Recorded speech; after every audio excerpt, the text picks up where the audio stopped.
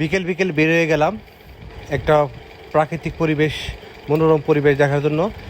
চলে আসলাম বেওতা নদীর পার। এসে দেখলাম যে পদ্মার নদীতে অনেক পানি বেড়েছে। চমৎকার একটি পরিবেশ, নৌকা দিয়ে ঘোরার একটা উপযোগী জায়গা। এখানে না আসলে আপনারা বুঝতে পারবেন না।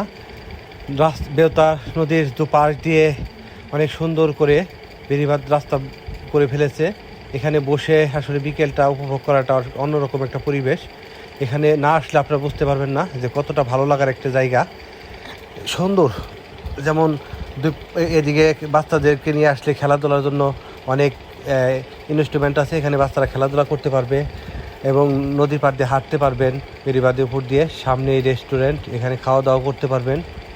অনেক সারি সারি নৌকা বাঁধা, নৌকা দিয়েও চাইলে আপনারা ঘুরতে পারবেন, কিন্তু অবশ্যই নৌকা দামাদামি করে উঠবেন, কারণ এখানে তারা অনেক বেশি রাখতে চায়। আপনারা দামাদামি করে নৌকায় উঠবেন যাতে আপনার কোনো সমস্যা না হয়, কারণ তা না হলে আপনার কাছে অনেক বেশি টাকা রাখবে।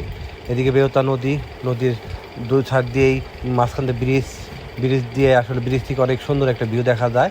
দুপাশ দিয়েই আপনারা গাড়ি চলাচল করতেছে, একটু সচেতনভাবে আসবেন। আরেকটা জিনিস মনে রাখবেন, আপনারা এখানে সবচেয়ে ভালো একটা সুন্দর প্লেস এই জন্যই, আপনারা মোটরসাইকেল নিয়ে আসতে পারবেন, প্রাইভেট কার নিয়ে আসতে পারবেন, অটো বা যে কোনো গাড়ি নিয়ে আপনি একদম এই ইয়ার মধ্যে আসতে পারবেন, এই বেওতা নদীর পাড়ে আসতে পারবেন।